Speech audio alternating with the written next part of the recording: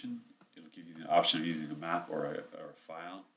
In this case, a KML or KMZ file. So I'm going to pick a Google Earth KML file that I have on a machine that has the area where I want to do my design.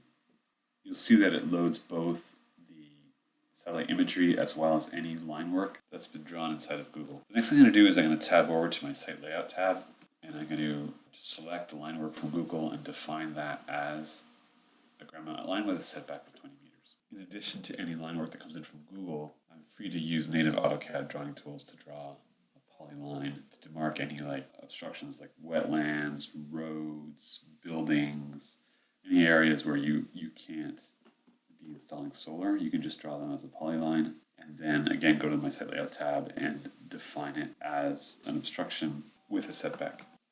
If an obstruction has a height associated with it, it'll cast shade just like regular PVCAD would do.